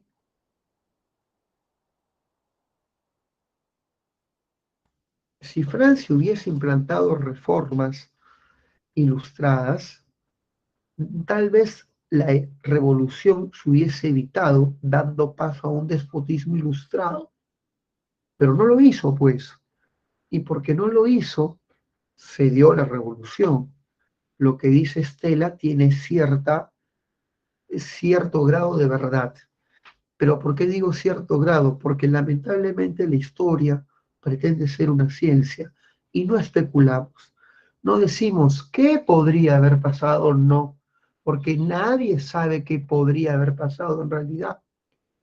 La historia no especula, solamente teoriza y analiza a partir de lo ocurrido. Así que la especulación es algo que no me meto porque no soy chamán, aunque creí en chamanes. Yo buscaba, hijo mío, en YouTube aquellos hombres que digan si Perú iba al mundial y miraba las predicciones que diga, uy, Perú en Qatar, y sí los creía con todo mi corazón, pero es mentira, nos engañaron a todos. No lo supero, no lo supero hasta ahorita, no lo supero. Sigamos, sigamos. No lo supero, no puedo superarlo. Ya está. Debes saber de que la mujer que gastaba más plata era María Antonieta, que tenía el peor defecto de una chica, derrochadora. Muy bien, gastadora de recursos, Madame Déficit. Y lo que es peor, el pueblo lo odiaba porque ni siquiera cumplía su función como reina. No le daba en los primeros años un hijo a Luis XVI, pero la culpa no era de ella, era de este. Luis tenía una enfermedad en los genitales llamada frimosis que hacía que sus erecciones sean muy dolorosas. Le dolía mucho el tener una erección. Luego se operó y tuvo hijos, pero fue una causa más para el desprestigio de esta mujer. Aparte de esto, Francia, estando mal económicamente, sufre una crisis medioambiental, un invierno terrible como este. El invierno que se nos viene va a ser el más duro en 50 años, según algunas proyecciones. Se dio un invierno el más brutal de los últimos 100 años y se dio la crisis agrícola del trigo, porque el frío malogra cosechas, pues. Y el trigo escaseó y subió el precio del producto más consumido por el campesinado, el pan. El campesino francés comía entre 4 a 7 kilos de pan al día. El pan era la base de su dieta. Si te metes con el pan, te metes con su vida. Y el precio del pan subió por 40 veces el valor. Alucina, hija, que te vas a comprar un pan y como van las cosas parece que va a seguir subiendo los precios. ¿Eh? Qué feo, ¿no? Hablar de los precios. El pan les costa. Alucina que un pan te cueste 9 soles cada uno. 9 soles cada pan. Así sufrieron los franceses. Los campesinos desesperados asaltaban panaderías, saqueaban diligencias de nobles, comenzaron a devorar animales domésticos, perros, gatos, palomas, ratas de campo. Las madres en las aldeas muertas de hambre le daban a sus hijos sopa de ortiga. ¿Alguna vez te has golpeado con ortiga? Esta vaina te lacera horrible la piel, alucina tomar sopa de ortiga. Hijo míos, una pobreza horrorosa. ¿Se va entendiendo?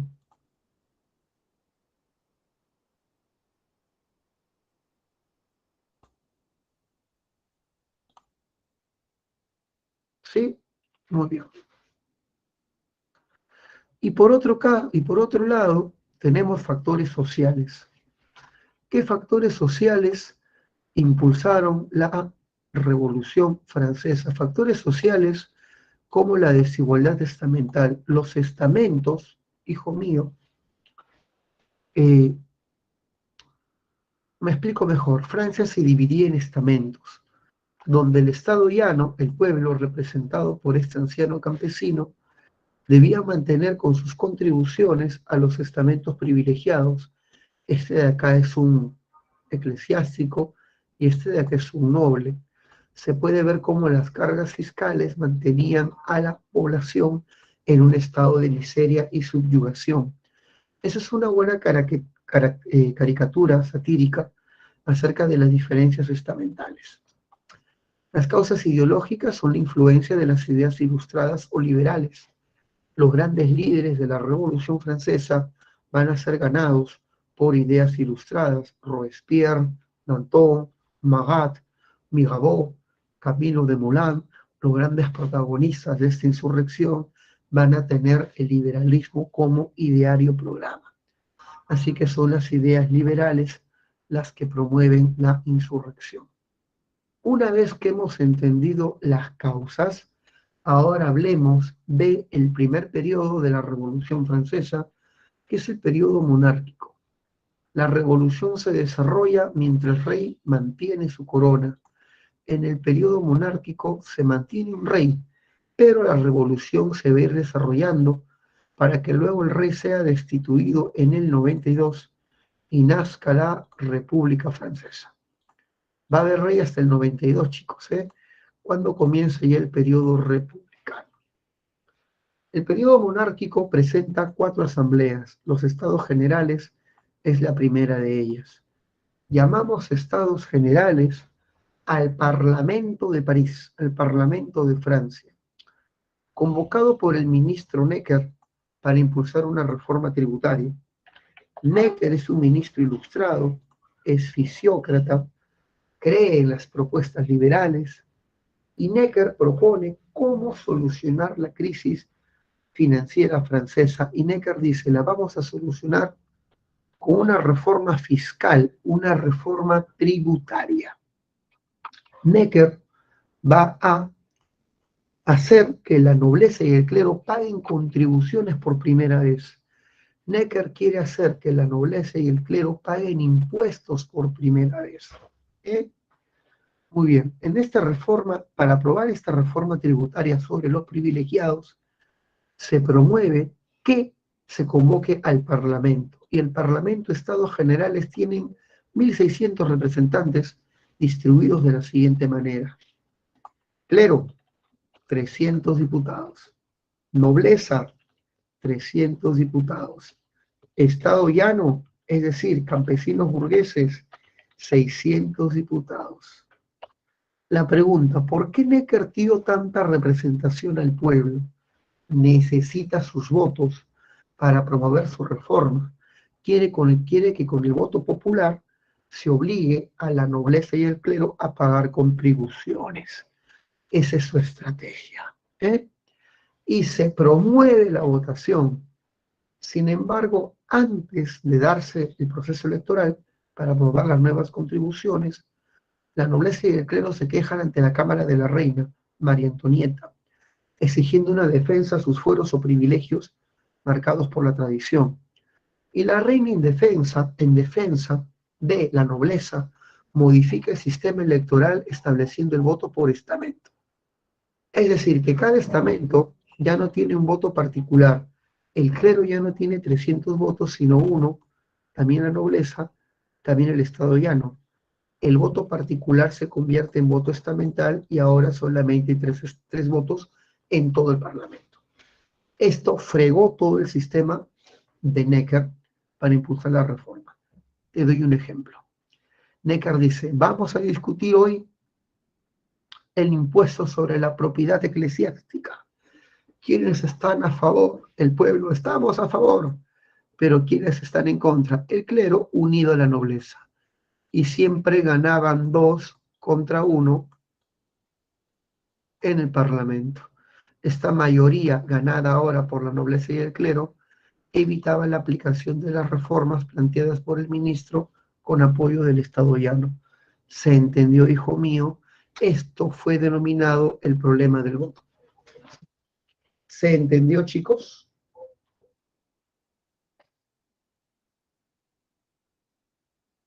¿Se entendió? Por favor, verifique. Muy bien, Yadira. ¿Qué dijo el pueblo? Aquí nosotros no vamos a mejorar nuestra condición. Decidieron abandonar, salirse de los estados generales, el cual se disolvió, y el Estado llano íntegramente forma la Asamblea Nacional. Se llamaron Asamblea Nacional porque el pueblo es el 98% del país. Somos la nación. Se reunieron en un salón del Palacio del Versalles, llamado el Salón del Juego de la Pelota. Este salón se llama así porque estaba al lado de una cancha de balonmano. Ahí se guardaban las pelotas. Ahí se guardaban los artículos que se utilizaban en este juego. Se mete en este salón y ahí comienzan a sesionar los diputados del Estado llano y promueven la creación de una constitución que limite el poder del rey y acabe con las medidas arbitrarias de María Antonieta. Cuando están concertando la primera constitución, de inmediato el rey se entera de esto y el rey no quiere una constitución porque esta limita su poder y el rey envía guardias a disolver la asamblea. El líder de la asamblea, Víctor Mirabeau, le grita a los guardias desde las habitaciones superiores: de aquí no nos saca nadie, al menos que sea a punta de bayonetas. Y el ejército fue a traer bayonetas. Estaban destruyendo la puerta, iban a ingresar y disolver la asamblea. Entonces, la Asamblea Nacional tomó una decisión: hacer un solemne juramento, hacer un solemne compromiso. Nos comprometemos, a pesar de las persecuciones y a pesar de las prisiones, de no fatigar ni detenernos en nuestra labor de crear una constitución. Este suceso fue llamado Juramento del Salón de la Pelota y es el suceso que marca el origen de la Revolución Francesa. La Revolución Francesa no se inició con la toma de la Bastilla, ese es un error que muchos alumnos cometen. Se inició con el juramento del Salón de la Pelota, el compromiso del Estado llano para darle a Francia una constitución, el primer desafío abierto y directo contra la monarquía. Así tú no quieras, vamos a limitar tu poder imponiéndote una constitución. Por eso se dice que este evento marca el origen de la Revolución Francesa. Chicos, ¿se entendió? Por favor, verifiquen.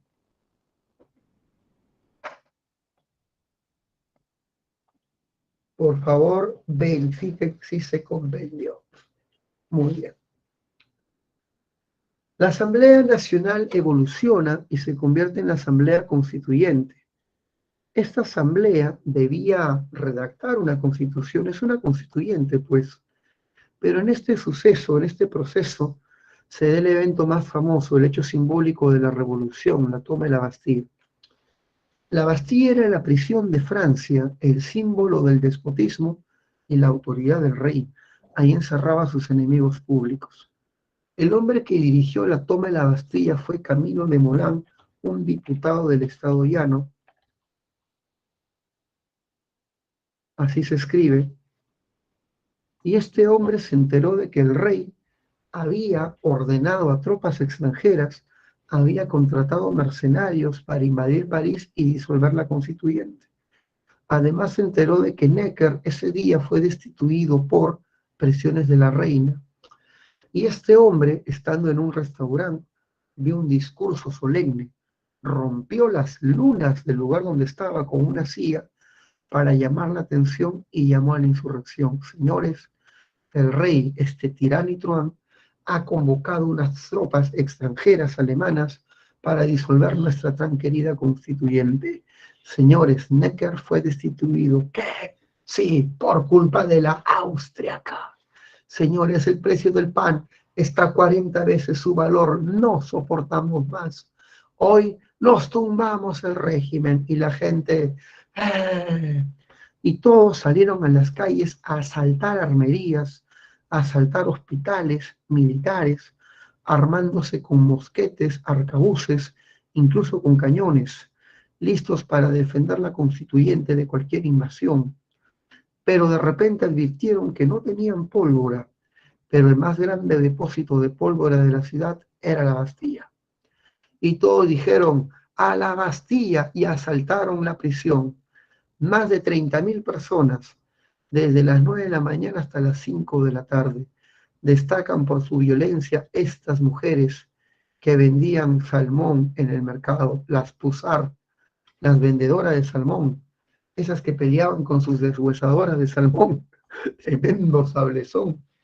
Y te cuento, estas mujeres y estos hombres tumbaron la puerta de la Bastilla, que era una fortaleza, a eso de las 5 de la tarde, y mataron a todos los guardias, que como ven habían fuegos como locos para defender la fortaleza. Al ver que la gente subía, muchos guardias abren la boca y se meten un balazo. ¿Qué van a sobrevivir a eso? Otros se lanzaban, ya fue, se lanzaban desde la cima. Los que no se atrevieron a suicidarse fueron masacrados y descuartizados por la gente, sus cabezas clavadas en picas. Las Pusar los descuartizan, sus cabezas clavadas en picas. Fue el evento más violento. La prisión fue demolida y la gente se llevaba de recuerdo las piedras a su casa. Piedra por piedra de la Bastilla fue destruida. Qué acto tan extraordinario y violento. Muy bien. El 26 de agosto de 1789, la Asamblea Constituyente proclama un documento que es la más valiosa contribución de esta revolución. La Constituyente declara, o mejor dicho, redacta un documento que es considerado la más valiosa de todos los documentos emitidos por esta revolución. Declaración de los Derechos del Hombre y el Ciudadano. Muy bien, Estela. Has dicho el lema de la revolución: libertad, igualdad, fraternidad. Bueno, solidaridad, ¿no?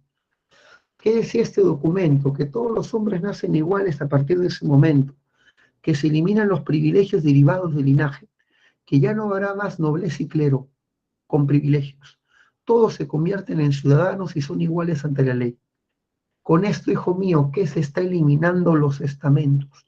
Fin de la sociedad estamental. Se declara que Francia reconoce ciertos derechos individuales sobre sus ciudadanos: libertad, igualdad, propiedad e insurrección. El derecho a rebelarse contra la tiranía. Luego viene la Constitución Civil del Clero, que le quita todos los privilegios a la Iglesia y comienza la confiscación de bienes de la Iglesia por parte del Estado. Y finalmente la Constitución del 91, la primera de Francia. Esta Constitución declaraba de que la soberanía recae no en el rey, sino en la nación, en el pueblo. El rey reina, pero no gobierna. El gobierno recae en el Parlamento y Francia se convierte en una monarquía constitucional, imitando el modelo parlamentario inglés. Con este documento, la Constitución del 91, muere el absolutismo en Francia. Ya está. Los reyes, ante la violencia, quisieron escapar e irse a Austria, el país de María Antonieta. Los gobernantes de Austria le han prometido ayuda a Luis XVI si es que logra llegar al país. Y Luis se disfraza de un miserable cochero y a su mujer de una criada. Sin sus ropas elegantes, sin sus pelucas, sin sus prendas de prestigio, los reyes son irreconocibles y están burlando todo puesto de seguridad. Han llegado a un pueblito a 5 kilómetros de Austria llamado Bagnes, pero lamentablemente ahí fueron reconocidos. Se hace una requisa a su carroza, se descubre que llevaban documentos, sellos reales, y ahí son descubiertos. Son regresados a París y ahora son prisioneros de su propio pueblo. Y van a ser encerrados en un palacio llamado el Palacio de las Tullerías. Ahí son encerrados, en las Tullerías. Muy bien. Chicos, hasta ahí, ¿vamos bien? Pregunto, ¿vamos bien?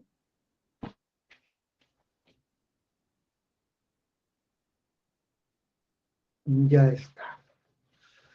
Y te cuento.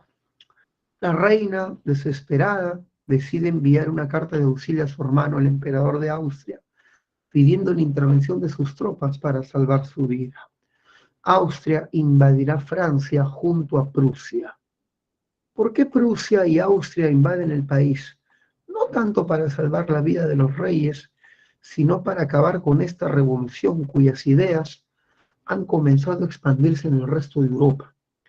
En Italia y en Bélgica han estallado insurrecciones burguesas. Y dicho sea de paso, Italia y Bélgica formaban parte de la Confederación de los Habsburgo, de Austria. Los Habsburgo no quieren que en sus territorios surjan insurrecciones burguesas que cuestionen a sus respectivas monarquías. Así que hay que acabar con estas ideas infecciosas, hay que acabar con el foco de la insurrección que es Francia. Así que se hace para combatir el foco de las ideas liberales. El ejército extranjero invade Francia y el gobierno de Francia, por si acaso, la nueva asamblea que gobernaba se llamaba la legislativa, envía un ejército para hacerle frente. Y se da una batalla brutal, una batalla de esas importantes, la batalla de Valmy.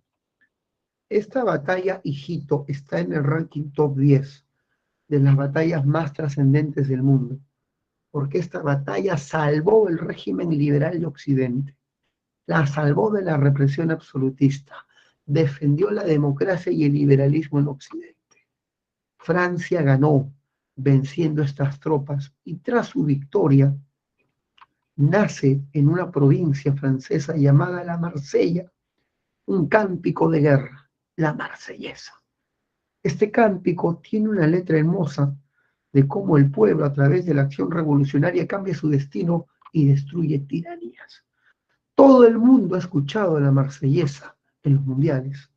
Hoy por hoy es el himno nacional de Francia. En noviembre la vamos a escuchar cantando Mbappé a Benzema cuando juegue contra Australia y no contra nosotros. No lo supero, no lo supero. Sí, Germán, el himno aprista tiene la música de la Marsellesa y el himno del APRA se llama la Marsellesa aprista. Famoso este cántico que dice ta ta ta ta ta ta. ¿No lo he escuchado? Ta ta ta ta ta ta. Tan, tan, tan, tan, tan, tan, tan, tan, tan, tan, tan. A que lo han escuchado, ¿eh? De todas maneras. A que lo han escuchado o no, o no. ¿No han escuchado la Marsellesa, chicos? Claro, es famoso. No te pases. Muy bien. Bueno, debes saber de que los reyes encerrados en las Tullerías van a ser culpados por el pueblo de haber llevado la guerra y la destrucción al país. Y la turba furiosa asaltó el palacio de las Tullerías para darle muerte a los monarcas. La turba que asaltó el palacio llevó por nombre los sans-culottes, que significa los sin calzones. Otras traducciones, los sin bombachos, los harapientos, los desarrapados. El culotte es la prenda, un pantaloncito corto inflado que utiliza un noble como símbolo de distinción. Si tienes culottes, eres noble. Si no tienes culottes, eres del pueblo, del populacho, de la chusma. Los sans-culottes, los sin bombachos, los que no son nobles, asaltaron el palacio de las Tullerías para matar a los reyes. Las mujeres ingresaron vociferando insultos contra la reina, con cuchillos en la mano, gritando, yo quiero su cabello, yo quiero sus intestinos, yo quiero, y así se estaban repartiendo a la reina. Al ingresar a su habitación no la encontraron, se desquitaron con su colchón y se desquitaron con los guardias. Los guardias fueron capturados y van a ser ejecutados con un nuevo instrumento de ejecución, la hoja nacional. el hombre que promovía su uso como una forma piadosa de acabar con la vida de una gente se llamaba Joseph de Guillotin. Él decía, era médico, él decía, la hoja cae en un instante y como un rayo ciega la vida del individuo y el individuo deja de existir. Como Joseph de Guillotin promovía su uso, fue conocida más como la hoja de Guillotin, la guillotina, la guillotina. Muy bien. Hijo mío, finalmente estos fueron decapitados. El rey fue destituido. Un hombre así ya no puede gobernar el país. Al destituirse al rey, Francia adapta un nuevo sistema de gobierno, la República. Nace la República Francesa en 1792.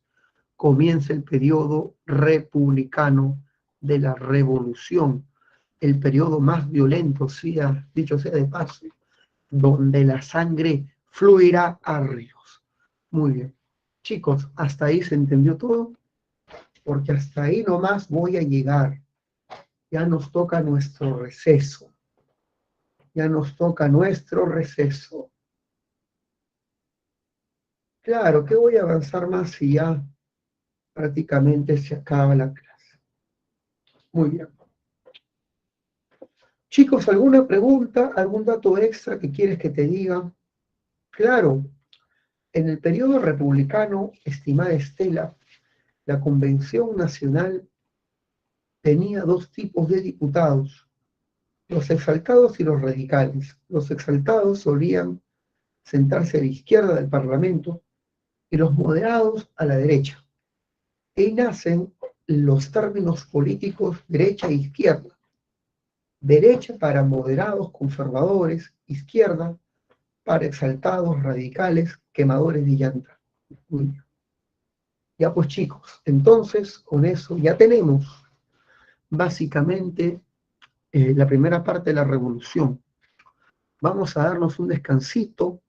Bueno, tenemos 2 minutos. A ver, pregunta, 2 minutos, pregunta lo que quieras, ¿eh? Pregunta lo que quieras. Así como Estelita que pidió información sobre derecha e izquierda.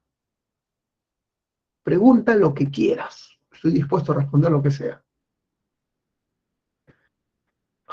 Bueno, en realidad toda la izquierda, Estela, van a ser llamados montañeses. Jacobinos, orajudos, incluso franciscanos.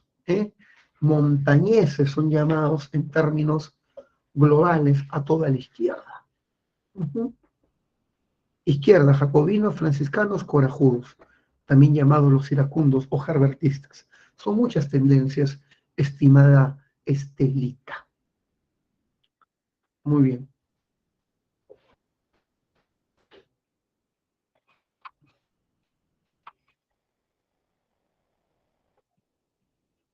Ya pues chicos, esto termina 11:55. Volvemos. Me voy a tomar mi desayuno que no he tomado. Volvemos. Ahí está nuestra tutora, siempre atenta, siempre atenta. Y ahora sí, volvemos después del receso.